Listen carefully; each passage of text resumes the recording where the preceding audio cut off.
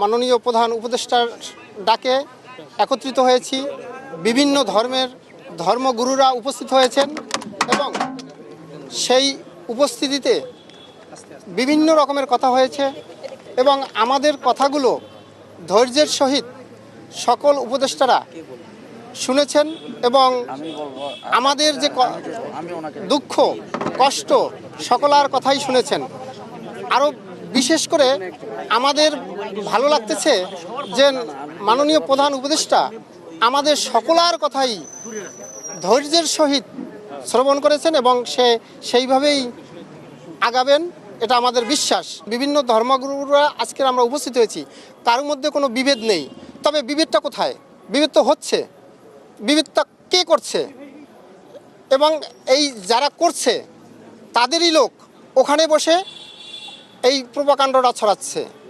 এখন এখানে আমি হিন্দু, এই মুসলিম, বৌদ্ধ, খ্রিস্টান সকলেই তো উপস্থিত হয়েছি।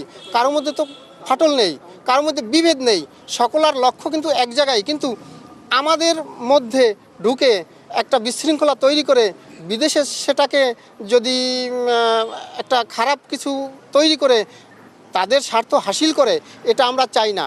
এটা হলো বাংলাদেশ, আমরা বাংলাদেশের সকল জাতিরাই সমানভাবে বাঁচতে চাই এবং বেঁচে আছি, কোনো তো সমস্যা নেই। কিন্তু সেখানে বিশৃঙ্খলা কেন?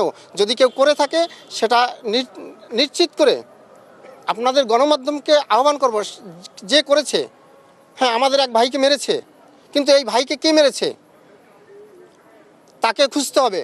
এখন ওই এক ব্যক্তি, সে কি আমি হিন্দু না মুসলিম না সেটা দুষ্ট, সেইটাকে খুঁজে বের করে আমরা আমাদের শাসন চালাবো। কিন্তু এইটাকে পুঁজি করে বাহিরে গিয়ে বাহিরের রাষ্ট্র আমাদের উপরে একটা মানে কি বলে মাছের আদারির মতো হিন্দুদের উপরে একটা চড়া উঠিয়া সে একটা বড় কিছু তৈরি করে নিল।